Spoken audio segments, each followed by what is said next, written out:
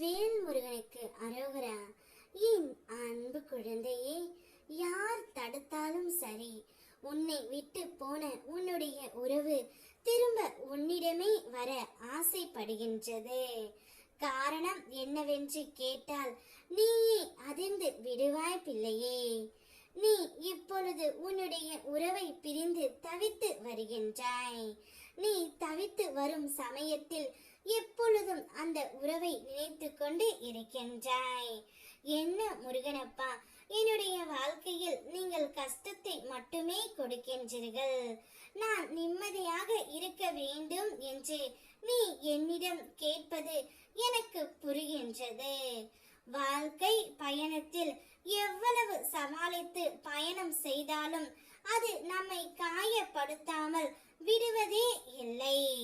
காலில் குத்திய பிறகுதான் முள்ளின் வலி தெரிகின்றது. கல் தடுக்கிய பிறகுதான் கல்லின் இடரல் தெரிகிறது. வலிக்கிய பின்புதான் தரையின் தன்மை தெரிகின்றது. அனுபவித்த பின்புதான் அறிவுரைகள் புரிகின்றது. அதேபோல் உன் துணை உன்னை பிரிந்த பிறகுதான் உன்னுடைய அருமை புரிகின்றது தங்கமே. அதனால் தான் இப்பொழுது அவர் பிரிந்த போதும் திரும்ப உன்னிடமே வர ஆசைப்பட்டு கொண்டு இருக்கின்றார்.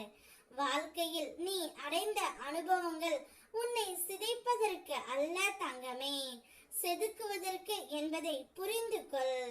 வாழ்வில் எந்த கவலையும் கடந்து போகும் என்ற தெளிவு இருந்தால் உற்சாகம் பிறக்கும். பயமற்ற வாழ்க்கை பயணம் தொடரும். மண்ணுக்குள் புதைந்து இருக்கும் விதையானது எந்த பழங்களையும் ருசிக்க முடிவது இல்லை, எந்த பலனையும் எதிர்பார்ப்பதும் இல்லை. தான் மறைந்து இருந்தாலும் பிறருக்கு பலன் கொடுக்கின்றது. அதேபோல் என்னுடைய குழந்தையும் இருக்க வேண்டும்.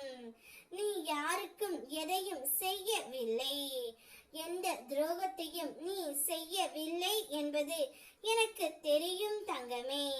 ஆனால் கவலை இல்லாமல் நிம்மதியாக இரு. அனைத்தையும் முருகனப்பா காலடியில் போட்டுவிடு.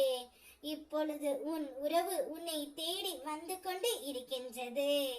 அவரை முழுமையாக ஏற்றுக்கொள். உன்னுடைய பாசத்தை புரிந்து கொண்டுதான் உன்னை தேடி அவர் வருகின்றார். என்னை முழுவதுமாக நம்பிய உனக்கு நான் உன்னோடு சுற்றியே இருக்கிறேன் என்பதை நொடிக்கு நொடி நிரூபிப்பேன்.